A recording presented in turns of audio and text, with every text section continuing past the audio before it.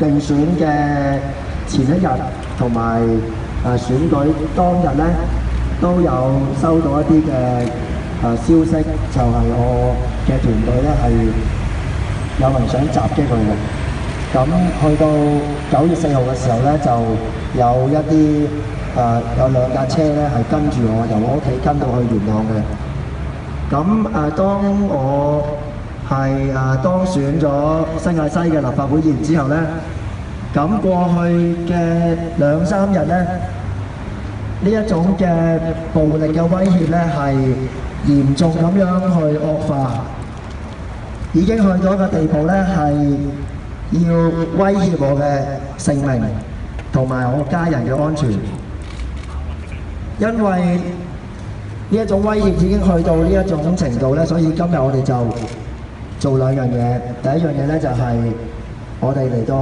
呢度啦，警察總部側邊呢一個報案室，我哋就正式咁樣去將我哋所了解嘅從頭到尾嘅呢個威脅嘅狀況，我哋收到啲咩信息，有啲咩嘅內容咧，係同警方講，希望佢哋咧可以嚴正咁樣去調查呢件事，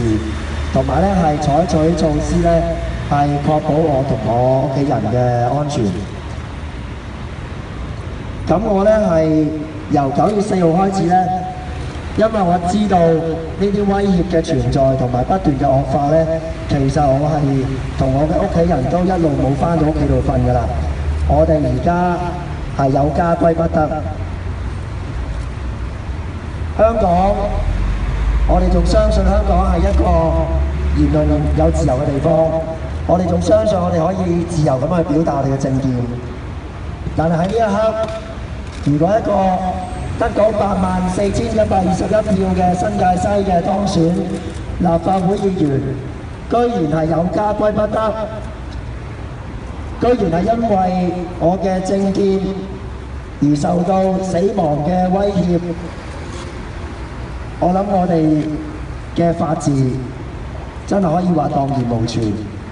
我哋所有嘅香港市民都會感覺到人人自危，選咗我嘅選民都會感到非常之憤怒。咁我已經喺另一方面咧，係尋求緊一啲專業嘅保安公司嘅意見，睇下喺我能夠可以做到嘅情況之下，點樣保護我自己同埋保護我屋企人嘅安全。咁咧，今日我哋希望警察可以好認真仔細咁樣咧，同我哋調查呢一連串嘅威脅嘅事件。所以咧，我哋係冇辦法去將一啲嘅具體嘅資料，譬如話人名，譬如話啲時間咧，好清楚咁樣去講俾大家聽。我只能夠講一句，就係話對我嘅人身安全嘅威脅係一個迫在眉睫嘅人身安全嘅威脅嚟嘅，係好近嘅，好近身嘅，時間亦都係好近嘅。咁另一方面咧，我哋都將呢個新聞稿，我哋變咗一封嘅信件咧，係寄咗俾警務處處長黎偉聰、保安局局長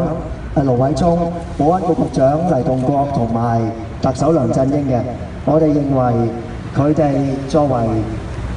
幫我哋去維持香港治安要負責任嘅人咧，係應該好認真去緊張呢件事情。咁最尾咧，好多謝有小麗老師啦、羅冠聰啦、毛哥啦、司馬文啦，我哋當選同埋冇當選嘅朋友都出嚟去支持我。其實大家都睇到呢種政治暴力嘅風氣、政治威脅嘅風氣已經係幾咁去蔓延。我哋企出嚟嘅人，無論我或者我身邊嘅人，其實可能都會面對相類似嘅威脅，但係大家都願意企出嚟。我好感謝大家，好感謝